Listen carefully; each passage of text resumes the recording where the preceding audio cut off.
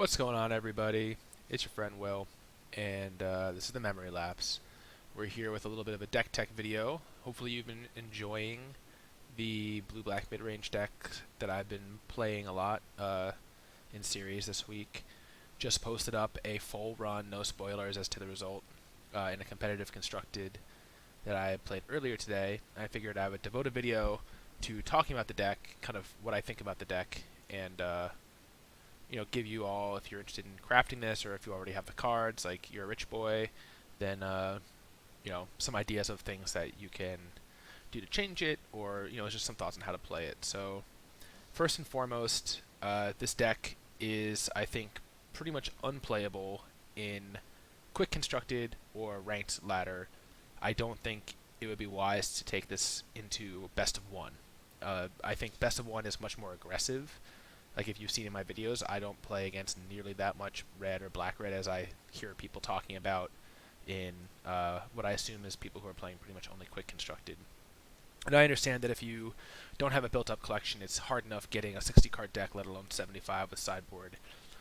So, all that being said, I mean, maybe you could warp this deck to be very good against aggro, but then you're losing some of the advantages of playing a mid-range deck in the beginning, to begin with, which is that it's flexible, right? So if you saw some of my videos from a few weeks prior, when I was working on mid-range decks before there was best of three, I complained or observed a lot that sideboarding really would make this archetype, this style of deck, a lot better, and indeed it has. So I think I've had at least two 5-win runs with this deck, and I have a pretty good match win percentage with it. So let's just talk about it really quickly.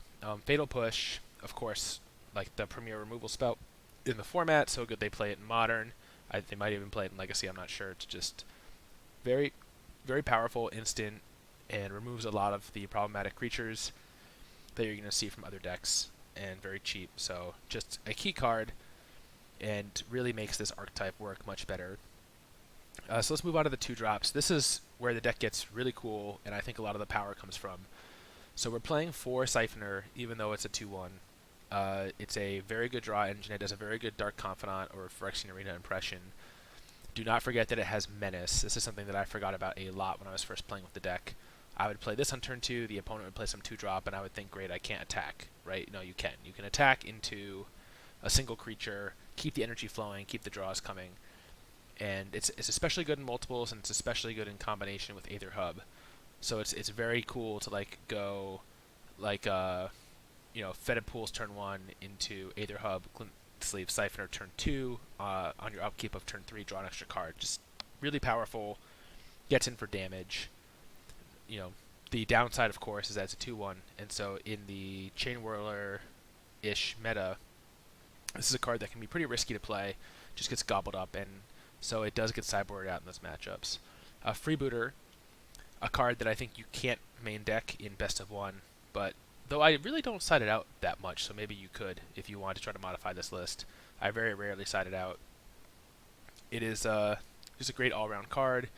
Can chip in for damage, lets you see their hand, play with information, like more complete information, and of course if you do get queued into other mid-range decks or control decks like mono black or blue white or the occasional combo deck, being able to pluck a key piece out of their hand and inform your turns moving forward is just super powerful.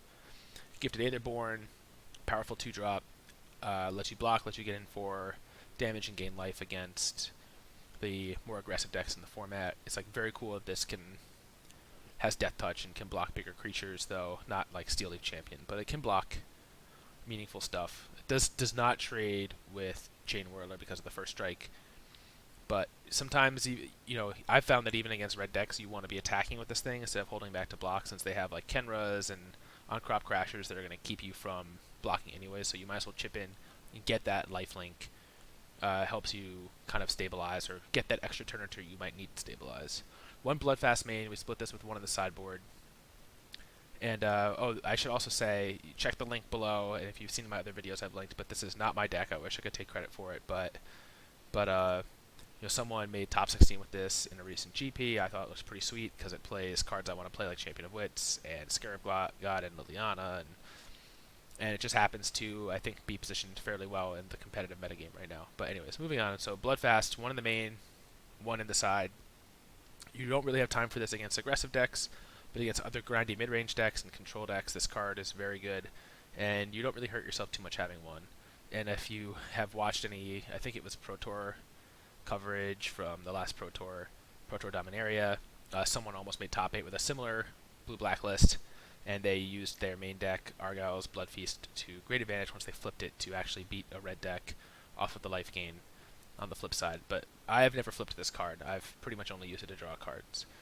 Champion of Wits, sickest card in the game, like by far. I mean, it's my personal favorite. I don't know that the pros would evaluate that way, but it's just nothing feels better than playing this on turn 3, discarding another one, knowing that you can jump block with it because you actively want to block, get it in the graveyard, buy it back for cheap off Scarab God.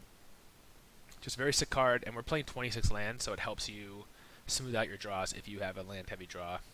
Definitely there have been games where it's like, oh, I definitely would have won if I had just drawn one of these because I'm flooding in the early game. And so we play the full 4, and I've never sided it out. Even though it's only 1 toughness, I think you still want it against the red decks just to keep the cards flowing. Doomfall, another card that I think you mostly keep in, even in the aggressive matchups, though sometimes I've found reasons to take it out. But yeah, it's a dual purpose against the control decks.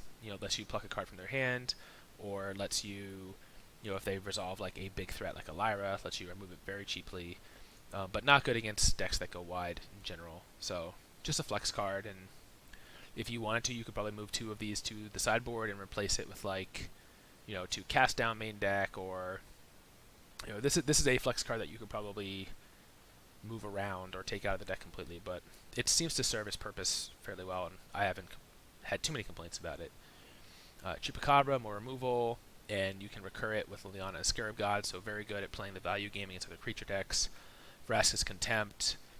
It sucks that it plays 4 because it's a rare, and crafting rares is hard right now. Like, pretty much, well, these we get for free. Champion of Wits, if you don't have them by now, then you probably don't want to play this deck anyways. But yeah, Contempt, a lot of decks in Arena have been playing like 1 or 2 because it's a rare. Rares are a choke point. It's hard to craft them. You really need 4. You need to be able to answer other gods, other Scarab Gods, or the red god whose name escapes me right now, other planeswalkers, just super flexible removal. You definitely need to save this for things you can't answer, like Phoenixes. It's critical to get those things off the board and kind of continue with your plan. And then this is kind of the end game package here. 3 Scarab Gods, 2 Lilianas. These are the hammers.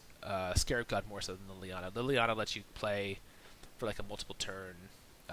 Just like you can fill the board with zombies if you resolve this against control deck. Like, you freeboot them, you see they have no permission, drop this, and it doesn't matter how many fumigates they draw or settles, like, they're never going to push through a zombie a turn. And then if you flip a Scarab God, you get to cheat it into play with the -3 and not have to deal with trying to resolve something through permission.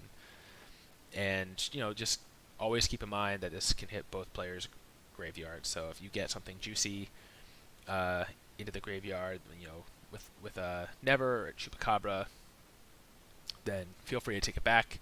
And definitely, you want to be using this to bring back Champion of Wits more so than Eternalizing, but it's never bad to spend 7 to Eternalize this, because typically if you make it long enough that you can, like, the boards are pretty empty and both players are top decking, so. But just don't forget that you can get it back cheaper with Scarab God, and you still get the full draw 4, discard 2. And, another great interaction is if you have say you're playing against something like Approach of the Second Sons, right? That can be kind of tough because you don't have any main deck counterspells. The way that I found to beat them is to track their second approach and set a stop in your opponent's upkeep when you have a Kitesail Freebooter in the graveyard, right? And then on their draw step, they draw the card, it's approach, and then before they move to main phase, since it's a sorcery, they can't play it yet, you use Scarab God, bring back Freebooter, pluck the approach out of their hand, and then hopefully at that point you're like a turn or 2 away from winning anyways. But this has been the main way I'm game one beating approach decks. And lastly, Never is just a kind of like your 5th Vraska's Contempt. that also doubles as graveyard removal, and occasionally you do want that. This is another card that I think is like, you could make this other Doomfall. I think you can cut it entirely, but I don't mind having the one. And then the lands, you really do need the full 8 rares here, I think. They're pretty necessary. Fetid Pool, just because this deck wants a lot of black mana. You need double blue to bring back Champion of Wits. You need a lot of both to activate Scarab God. It is a nearly mono black deck, but I think because of that you need to have these dual lands to make sure you have the blue when you need it, and of course for the sideboard as well. So real quick, we've got Duress, Negate, another Bloodfast, Cast Down, Essence Extraction, Harvester, Gonti, and Torrential Gear Hulk. So unfortunately, the player who made this deck, I haven't seen an article that they've written or anything, so I've just kind of been using their sideboard and trying to figure it out as I go. And generally, like, I found the decks you're taking out Fatal Push and some number of Gifted Aetherborns, or like Never or Chupacabras are the ones you're going to bring in, the Duresses, the Negates, the Bloodfasts, and the Gonti and the Torrential Gear Hulk. So that's 2, 3, 4, 5, 6, 7, 8. So yeah, against like especially permission-based control decks, you're looking to take out 8 cards. So usually like 4, 3, and then depending on if you think they're, I think you do need to leave some removal in case they're boarding in like Lyras and stuff. So like 4 or 3, and then your choice of like a Chupacabra or a Contempt or the Never. Then against aggro decks, it kind of, against the red ones that play Chain Whirler, you're taking these Siphoners out, which I believe that's correct, and bringing in the Cast Downs, the Essence Extractions. And then I've also been wondering, I assume you're supposed to bring in the Aethersphere Harvesters for those matchups as well, and the Torrential Gear Hulks to help you like buy back removal. Maybe you aren't supposed to bring in the Gear Hulks. Maybe these are only for against controlled decks or mid-range decks. But I don't really know what to sideboard out after the Siphoners. Nothing is obvious, so I've kind of been sometimes taking out Doomfall because it's not that good on turn 3. Like, you have other things you're going to want to do, and you don't get to pick the creature it removes, and very rarely do you have time to like look at their hand. So I think you can go like -4 Siphoner, -2 Doomfall, and plus, and you can take out the Argyle's Bloodfast. So that's like 7 cards out, bringing in 2, 4, 6 cards and 1 Gear Hulk, and then if you want to trim like a Scarab God or a Liliana for the second Gear Hulk, you could do that too. The Gear Hulk blocks really well, and buying back like an Essence Extraction that's just a huge life swing in board stabilization. Then against mid-range decks, it really depends. A lot of the mid-range decks I've played against are either black-green or black-blue. And if they're playing Siphoners and stuff, there's an argument to keeping in Fatal Push. They tend to not play, like black-green doesn't play that much legendary stuff, so you can bring in the Cast Down as like efficient removal for the green Gear Hulk. You really just kind of have to decide like what you think is very weak. What are the weakest few cards in your deck, and then what cards you can bring in to make them better. So sometimes that might mean bringing in Negates. I think you're pretty much always bringing in Gear Hulks to play the value game against them, and almost always bringing in Gonti. But it's what comes out like that matters. That can be very flexible, so I can't really say too much one way or the other. But anyways, I'll wrap it up and just say this deck is very cool. If you're interested in playing it, you should check out some of the other videos on this channel showing it off. And again, please, I think you should only play it in best of 3. And shout out to the deck creator Usama Sajjad, and again the link is posted below if you want to see the list on the official WotC site. So that's it for this deck tech.